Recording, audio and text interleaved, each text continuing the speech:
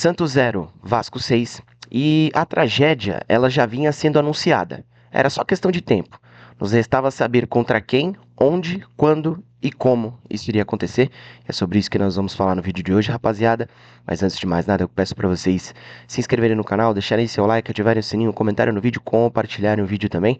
Continuem dando essa força pro canal, rapaziada, para que a gente possa continuar crescendo e levando o Santos adiante. Confesso que tá cada vez mais difícil levar o Santos adiante. Enfim, há 2 semanas atrás, o Santos enfrentou o Juventude no próprio Morumbi. E o Santos, naquela oportunidade, escapou de uma derrota vexatória. Porque o Santos vence o jogo por 3-1, mas poderia ter facilmente ali sido 3-0 para o Juventude, 4-0 para o Juventude, porque o Juventude jogou mais bola que o Santos. O Juventude foi mais time que o Santos dentro de campo. E aí, depois do jogo contra o Juventude, veio a partida contra o Cruzeiro, na qual o Santos pariu uma vitória contra o Cruzeiro. O Santos pariu uma vitória em um parto normal no segundo tempo, no jogo contra o Cruzeiro, acabou vencendo a partida. E apenas um grupo de pessoas foi convencido por essas 2 vitórias do Santos. Foi convencido pelo péssimo desempenho que o Santos apresentou nesses 2 jogos, que foi exatamente a diretoria do Santos. Porque já estava mais que claro, já estava assim, nítido, que o Santos ele não conseguia desempenhar um bom futebol. Que o Santos era um time mal treinado, que faltava repertório para o Santos, faltava jogo coletivo para o Santos. E só a diretoria do Santos foi convencida de que o Kleber Xavier deveria continuar no comando, mesmo tendo esses resultados. E aí vem esse jogo contra o Vasco, que era um jogo rodeado por muita expectativa da torcida do Santos, né? A expectativa de uma terceira vitória seguida, vencer o Vasco, um adversário direto na luta contra o rebaixamento, para dar um salto na tabela de classificação, começar a olhar para coisas diferentes dentro do Campeonato Brasileiro, né? Depois da vitória do Santos em cima do Cruzeiro, o número de ingressos vendidos para esse jogo, ele deu um boom, ele deu um salto. Ali, mais ou menos, o jogo contra o Cruzeiro haviam sido vendidos mais ou menos 30, 35 mil ingressos para esse jogo contra o Vasco. Depois da vitória contra o Cruzeiro, deu um boom, 50 mil ingressos vendidos, 51 mil ingressos vendidos. Os pagantes no jogo de ontem foram 54 mil, quase 55 mil pagantes dentro do Morumbi para ver o Vasco dando um totó de bola no time do Santos. E esse jogo contra o Vasco, ele, pelo menos para mim, serviu para uma coisa. Serviu para me mostrar que eu estava errado. Serviu para me mostrar que a minha análise de algumas coisas ela estava errada. Porque, para mim, eu entendi e eu achei que para o Santos tomar um vareio de bola, para o Santos ser goleado, para o Santos tomar um totó de bola como foi ontem, para isso acontecer, o Santos teria que pegar um time melhor escalonado dentro do Campeonato Brasileiro. Então, assim, o Santos vinha de uma péssima apresentação contra o Juventude, vinha de uma péssima apresentação contra o Cruzeiro no primeiro tempo, e tudo isso já me denotava e já conotava para mim que o Santos, uma hora ou outra, ele ia tomar uma cacetada. Por conta da falta de futebol, por conta da falta de ideias, da falta de repertório. O Santos não sabia o que fazia dentro do campo. E para mim eu tinha isso. Eu tinha esse sentimento de que e essa visão de que uma hora ou outra o Santos ia tomar uma cacetada. E eu achei que para isso acontecer teria que ser para um time melhor escalonado dentro do Campeonato Brasileiro, um time melhor, um time bem melhor que o time do Santos, né? Um time que briga ali pelas primeiras posições do Campeonato Brasileiro, um Flamengo, um Cruzeiro, um Palmeiras, né? Um Botafogo, um Internacional, se bem que o Internacional tá mais ou menos, né? Um São Paulo. Para mim o Santos para ser goleado teria que pegar esses times e eu estava errado. Eu estava errado. Eu estava errado na minha avaliação, porque para o Santos ser goleado bastava o Vasco do Diniz. O Vasco do Diniz já bastava para o Santos ser goleado. Para o Santos tomar uma taca. Para o Santos ele ser humilhado. Para o Santos passar um vexame. Para mim esse vexame seria para um time bem melhor que o Santos, não o Vasco. Até porque se a gente fizer aqui uma análise dos dois times, eu acho que o Santos, individualmente, ele é melhor que o time do Vasco. Ele é melhor que o time do Vasco. O Santos tem peças melhores que as peças do Vasco. Só que a grande diferença de Santos e Vasco está no banco. E aí vocês podem fazer, tem várias pessoas que fazem várias ponderações em relação ao Diniz, tem muita gente que diz que o Diniz é bom no time dos outros, é bom ver os times dos Diniz jogando, né, desde que não seja o meu time, enfim. Podem fazer várias ponderações em relação ao Diniz, e eu não tô aqui para passar pano para ele, muito pelo contrário. Mas a diferença é que o Vasco no seu banco de reservas tem um técnico experiente, um técnico vivido, um técnico campeão de Libertadores, um técnico que já jogou Mundial, um técnico que já brigou por Campeonato Brasileiro, um técnico que já foi em semifinal de Copa do Brasil. E o Santos no banco tinha um estagiário.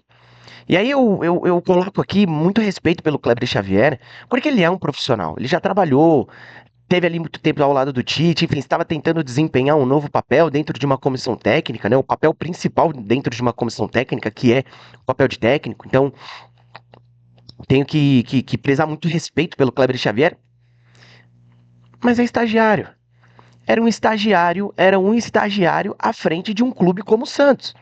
Um clube que fez investimentos nessa temporada. Um clube caro. Um time caro. O time do Santos é caro. E não está entregando absolutamente nada. E aqui eu faço ponderações em relação a esse time do Santos. Eu acho que essa goleada que o Santos sofreu, ela não passa somente pelos jogadores. Passa pelos jogadores, claro, óbvio. Os jogadores têm culpa no vexame que o Santos passou ontem. Mas passa muito mais porque o Santos não tem uma comissão técnica decente. O Santos não tinha um técnico decente que fizesse esse time jogar o mínimo de bola no seu banco de reservas. E aí talvez o Santos poderia não perder do Vasco caso tivesse um técnico. Não sei, de repente o Vasco até poderia ter ganhado. Só que o Vasco poderia ter ganhado do Santos se o Santos tivesse outro técnico, com o Santos jogando bola. Com o Santos tendo ideias dentro do jogo, com o Santos sabendo ao menos se posicionar dentro do campo, com o Santos sem estar perdido dentro das quatro linhas. Então, essa é a diferença entre Santos e Vasco hoje. O time do Vasco é um time é, que é pior que o Santos tecnicamente, eu acho, na minha visão. E aí vocês podem discordar aí, deixem nos comentários o que vocês acham. Só que a diferença é que o Vasco tem um técnico à beira do campo e o Santos não teve um técnico à beira do campo nesse jogo. E aí nós vamos pro jogo, vamos pra partida. 51 mil ingressos vendidos, o Morumbi abarrotado, Morumbi branquinho, branquinho, branquinho. Bonito de se ver pra caramba. Só que o que nós vimos assim que o jogo iniciou foi um Vasco muito à vontade, assim como foi no jogo contra o Juventude, tá? Assim como foi no jogo contra o Cruzeiro, aqui o Cruzeiro nem vou botar no balaio porque o Cruzeiro é um time fora da curva, é bem melhor que Vasco, que Santos, que Juventude, enfim. Isso é o mesmo início de jogo que o Santos teve contra o Juventude. E aí eu já cocei a cabeça e falei, tá estranho. Tá estranho. Um Vasco que tinha muito espaço para tocar bola, um Vasco que conseguia circular a bola com muita facilidade, um Vasco que conseguia sair jogando com muita facilidade. Em momento algum da partida, e aqui só falando do primeiro tempo, em momento algum do primeiro tempo, o Santos ele soube fazer uma pressão em cima da saída de bola do time do Vasco, porque o Diniz, quando ele teve resultados ruins na sua carreira, quando ele teve resultados adversos, foram quando os adversários souberam jogar contra os times do Diniz. E como que esses adversários faziam? Pressionavam o time do Diniz na saída de bola, pressionavam o portador da bola, não deixavam o time do Diniz tocar a bola, muito confortável com a bola no pé. E o Santos não soube fazer isso em momento nenhum. O Vasco circulou a bola de um lado para o outro com muita facilidade, com muita tranquilidade. Os meio-campistas do Vasco, que são mais leves que os meio-campistas do Santos, Jair, Coutinho, Tietê, Nuno Moreira, tocavam a bola com muita facilidade, invertiam o jogo com muita facilidade e o Santos estava perdido no jogo. Perdido no jogo, perdido. O Santos não sabia o que fazer, não sabia se pressionava, não sabia se esperava atrás da linha da bola para contra-atacar o Vasco. O Santos, mais uma vez, não deixou nítido qual era a sua estratégia. O Santos não deixou nítido qual era a sua estratégia, assim como foi no jogo contra o Cruzeiro. No primeiro tempo do jogo contra o Cruzeiro, nós não sabíamos o que o Santos queria fazer. Se o Santos iria se defender, se o Santos iria reter a bola para tentar diminuir o ímpeto do Cruzeiro, o Santos não sabia. O Santos era um time sem ideias, é um time sem repertório, essa é a grande verdade. E isso aconteceu mais uma vez no jogo contra o Vasco. O Santos não sabia o que fazer, não sabia o que fazer. E aí, o Santos consegue a proeza de tomar um gol de cabeça do Vasco sem o Vasco estar com o seu melhor cabeceador na partida. O Verratti não jogou. O Verratti não jogou. O Verratti, se não me engano, estava suspenso. Posso estar falando besteira, não sei se está suspenso ou machucado, acho que estava suspenso. E o Santos conseguiu tomar um gol de cabeça do Lucas Piton. O Santos conseguiu a proeza de tomar um gol de cabeça do Lucas Piton. E aí, esse primeiro tempo, obviamente que nós temos que fazer várias ponderações em relação ao Santos. O Santos é o grande culpado de ter tomado essa taca do Vasco, mas existem algumas ponderações também que elas precisam ser feitas, que precisam serem analisadas. Primeiramente, a bola saiu no primeiro gol do Vasco? Porque o início da jogada é uma bola que vai lá na esquerda do ataque do Vasco, o jogador do Vasco meio que se atrapalha com a bola tá para sair, não sai, sai, não sai, o lance continua, o lance se desenrola, bola na direita, né, cruzamento, gol do Piton. A bola saiu, não saiu, enfim, aí é com o VAR. Eu acho que a bola saiu em determinada imagem. Do que eu vi lá no campo, porque eu estava ontem no Morumbi, do que eu vi lá no campo, óbvio, estava longe. Eu tive a impressão de que saiu, esperei ter uma imagem mais conclusiva, e na imagem que eu tive, do ângulo que eu tive, a bola saiu. Só que o VAR tem várias câmeras espalhadas pelo campo. Eles têm diferentes ângulos, né, para determinar se a bola saiu ou não. E aí existe toda uma discussão nessa relação, existe toda uma discussão em relação à saída de bola pela linha de fundo, pela linha lateral, porque a linha imaginária da bola precisa também ter atravessado a linha. Se uma parte da bola estiver em cima da linha, ela não saiu. Enfim, é uma confusão. É uma confusão essa discussão, mas para mim, na imagem que eu tive, a bola saiu. E como eu falei, o VAR ele tem várias outras câmeras espalhadas pelo campo. Possa ser que de um outro ângulo a bola não tenha saído. Enfim. Mas o fato mais preponderante nesse lance é o seguinte: o Mike ter parado na jogada. O Mike não poderia ter parado na jogada. E o que mais me irrita, e aí eu peço desculpas a você que está assistindo o vídeo se em algum momento eu me exacerbar aqui, eu usar palavras que eu não devo. Mas é angustiante, é frustrante, é frustrante. Você vê um jogador experiente como o Mike, campeão de Libertadores, campeão de Campeonato Brasileiro, pelo Palmeiras, pelo Cruzeiro, multicampeão, ter esse tipo de comportamento dentro do campo. Não importa se a porra da bola saiu ou não. Continua no lance. Continua. Não para no lance e ergue a mão esperando que o juiz vá marcar alguma coisa. Porque os jogadores de hoje eles estão escorados no VAR. Os jogadores estão escorados no VAR. Não, não, não. Eu não vou continuar no lance, não, porque eu tenho certeza que a bola saiu. Eu tenho certeza que a bola saiu. Então eu não vou no lance. Se você desenrolar aí, espera aí a bola sair, eu fazer o gol, o VAR vai anular. Porque eu tenho certeza, eu que tô no campo, tenho certeza que a bola saiu. E o VAR deu o gol. O VAR deu o gol. O VAR deu o gol. Então, assim, ver os jogadores se escorando no VAR dessa maneira é frustrante, é angustiante. É angustiante.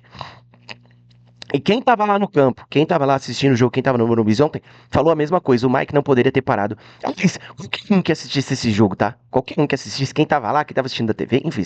Quem tivesse em Marte assistindo o jogo, diria que o Mike não deveria ter parado no lance. Continuasse no lance. Continuasse. O jogador do Vasco poderia ter feito cruzamento, poderia ter continuado a jogada? Poderia, futebol. Mas não para no lance, continua no lance. Continua no lance porque a chance de você evitar que a jogada se desdobre e algo pior aconteça, ela é grande. Ela é grande. O Mike não continuou, o jogador do Vasco deu prosseguimento e o Santos tomou o primeiro gol. Então, assim, o jogador tem que parar de se escorar no VAR. O jogador tem que parar de se escorar no VAR. E aí teve um outro lance também que eu confesso que eu não vi, porque, enfim, lá no campo do estádio acaba que você não vê certos tipos de lance, é muito dinâmico, ainda mais para quem fica organizada, enfim, cantando e tal. Teve um lance do Hugo Moura que pegou na cabeça do Tiquinho. E depois eu fui dar uma zapeada aí no que os setoristas do Santos disseram, principalmente o Lucas Mussetti. E segundo o Lucas Mussetti era para expulsão do Hugo Moura. Depois eu fui ver a imagem, de fato, o VAR poderia ter chamado o árbitro para analisar esse lance. Eu não sei se esse lance do Hugo Moura, em que ele coloca o pé na cabeça do Tiquinho, foi dentro do lance que se desenrolou o primeiro gol do Vasco. Confesso que eu não conheço, confesso que eu não sei. Mas independente de qualquer coisa, para mim o Hugo Moura ele deveria ter sido expulso. Solada na cabeça do Tiquinho, pelo menos na imagem em que eu tive. Enfim, o tempo se desenrola, se desdobra, o Vasco vence por 1-0, o Santos sem ideias, o Santos largado dentro do campo, o Santos um catado, o Santos sem ideias, não sabia o que fazer. Vai um intervalo e eu pelo menos achei que o Kleber viria com algumas mudanças. Peraí, vamos mudar. Nada deu certo, nada funcionou. Vamos trocar, vamos mudar. Exemplo do que ele fez contra o Cruzeiro na semana passada, em que aí nós temos que dar uma palmatória. Ele muda, o time do Santos melhora, e aí vem a virada no segundo tempo.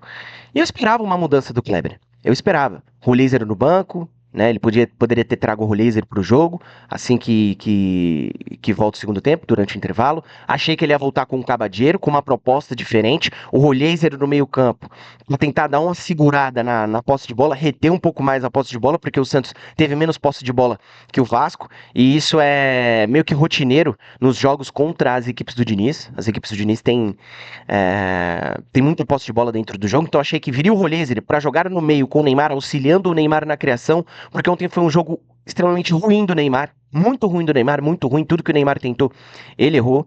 Então achei que ele vinha com o Roleiser na meia para dar um suporte, uma sustentação no meio campo pro Neymar, e o Cabadeiro no lugar do Barreal para explorar a linha alta do Vasco. Porque o Vasco, ele joga com uma linha muito alta, né? A linha de defesa do Vasco joga em numa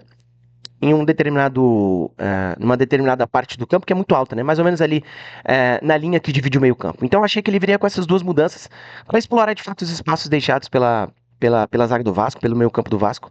Enfim, e ele não volta com nenhuma substituição. Ele volta com o mesmo time. Ele volta com o mesmo time. Um time que fez um primeiro tempo ruim, Tiquinho sem conseguir fazer uma parede. O Guilherme, mais uma vez, fez um primeiro tempo muito ruim, assim como foi o segundo tempo. O Neymar não fez um bom primeiro tempo, o Zé Rafael também não. Há muito tempo que o Zé Rafael não vem jogando bola. Não sei se o Zé Rafael esqueceu o futebol dele lá no Palmeiras. Enfim, foi um primeiro tempo ruim do Santos. Eu achei que ele vinha com algumas mudanças, não vem com mudanças. E o início de segundo tempo do Santos não é que foi bom, mas o Santos ele foi no bumba meu boi. O Santos ele foi no abafa. Vamos abafar o time do Vasco, vamos pressionar. Acabou que a pressão gerada pelo Santos surtiu algum efeito. O Guilherme teve, se não me engano, duas chances, o Barreal chuta uma bola na trave. E aí depois disso, o Santos sofre uma pane. O Santos sofre uma pane. Parece que o Santos desligou. O Santos desligou. Desceram a chave, sabe aquela a chavinha do Santos? Desceram a chavinha de energia do Santos, deram aquele clac, a chavinha de energia do Santos. O Santos desmoronou, o Santos desmontou. E aí o Vasco amassou o Santos. O Vasco ligou a sua skin, rolo compressor e amassou o time do Santos. Veio o segundo gol, que aliás eu nem sei quem fez o segundo gol. Depois veio o pênalti, que para mim foi bem assinalado, foi bem marcado. Depois veio o quarto gol, veio o quinto gol, veio o sexto gol. E aí a partir do sexto gol eu pelo menos não fiquei dentro do estádio para terminar de assistir o jogo, porque estava difícil, estava complicado. O Vasco, no segundo tempo, tocava a bola com muita facilidade, a zaga do Santos perdida, o meio campo do Santos perdido.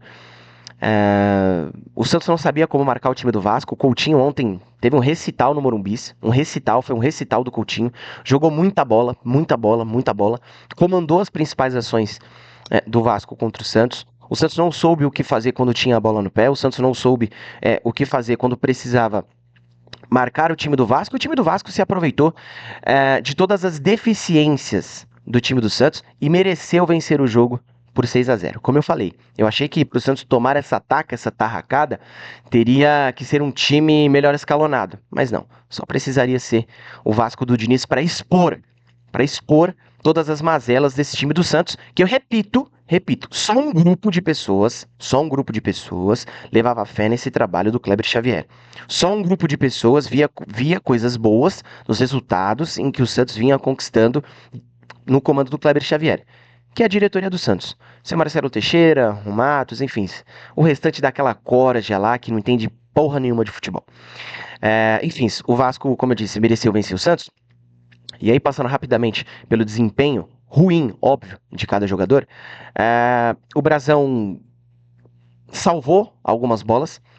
Em algumas bolas em que o Vasco explorou a linha alta do Santos, o Brasão ele estava lá para salvar, principalmente dentro da grande área, porque se não me engano teve 3 escapadas do Vasco, em que o Ryan ele ganha na corrida da zaga do Santos, e aí o Brasão sai do gol para impedir que o jogador do Vasco chegasse à bola, enfim.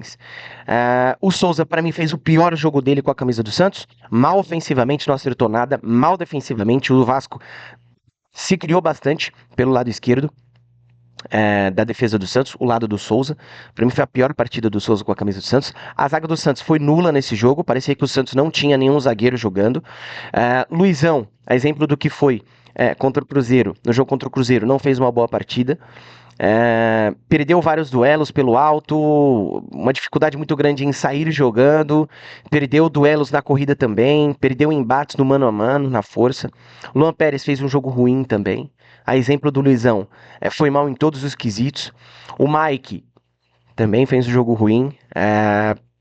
Como eu disse, o Mike ele poderia ter evitado o primeiro gol do Vasco se ele não tivesse levantado a mão e tivesse parado na jogada, né, se ele tivesse prosseguido, continuado. E o que mais me irrita é que um jogador profissional, um jogador experiente como o Mike, ele faça isso. O meio-campo do Santos foi nulo nesse jogo também. Gabriel Bontempo fez um péssimo jogo, não conseguiu dar a dinâmica necessária para o meio-campo do Santos. Zé Rafael, outro péssimo jogo. E aí, quando a gente acha que o Zé Rafael ele vai engatar uma sequência, que ele vai recuperar o bom futebol que ele apresentava no Palmeiras, aquele bom futebol que ele estava apresentando antes da parada para o Mundial, ele faz um jogo péssimo. O Neymar fez um jogo muito ruim, para mim foi o pior jogo do Neymar com a camisa do Santos, e aí aqui nós temos que levantar a bola do Neymar em relação ao cartão amarelo que ele tomou. Aliás, eu vou fazer isso depois que eu passar pelo restante dos jogadores.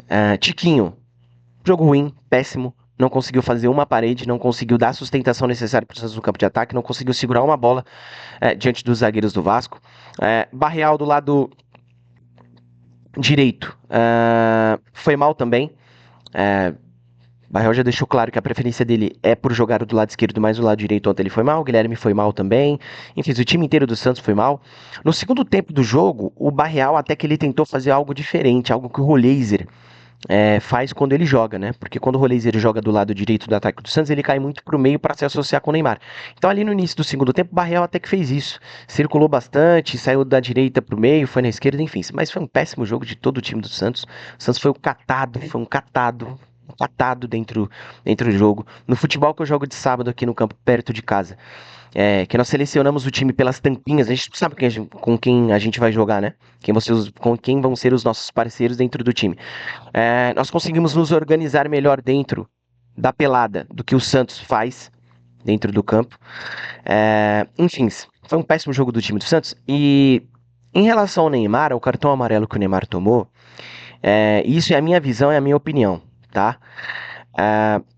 O Neymar ele vai pendurado para o jogo contra o Cruzeiro, né? O Neymar ele toma o segundo amarelo contra o Sport e vai pendurado para o jogo contra o Cruzeiro.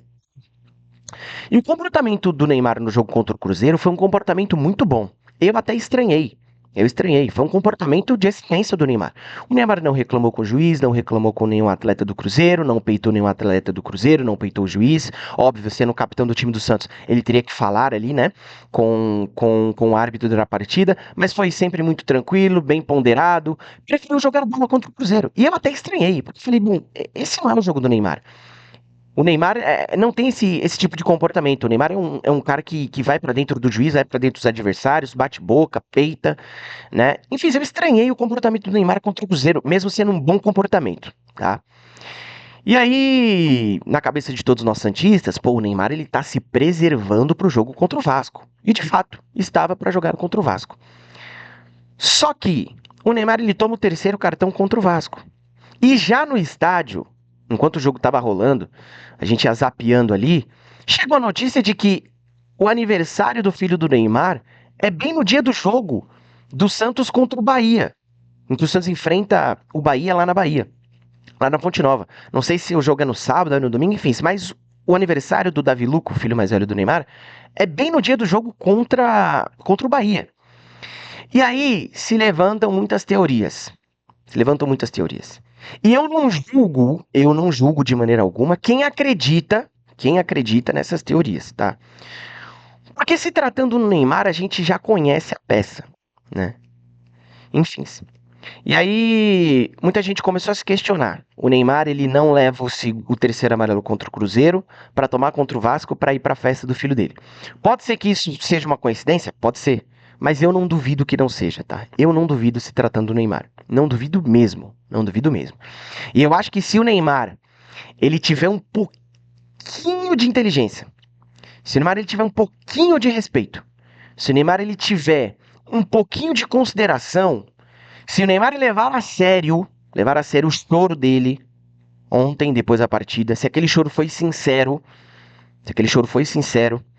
o Neymar ele vai colocar a mão na consciência e vai dizer o seguinte: eu não vou pro jogo contra o Bahia não vou fazer a festa do meu filho no mesmo dia.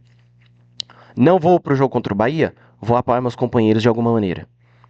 Não vou pro jogo contra o Bahia. Pô, o Santos perdeu, vou dar uma maneira de fazer a festa do moleque em um outro dia. Pô, o Santos perdeu. O Santos ganhou. Pô, aí eu acho que dá pra fazer alguma coisa pro moleque no dia seguinte e tal. Então acho que o Neymar ele precisa ter muita inteligência nessa hora. Porque o Santos sofreu uma pancada. Uma pancada. Pancada dentro do campo, uma pancada moral. Uma pancada moral o Santos levou do Vasco. Eu entendo que os atletas eles não têm que ficar ponderando a sua vida e regrando a sua vida de acordo com o que o clube faz ou deixa de fazer dentro do campo. Mas um atleta de futebol, ele convive com isso diariamente.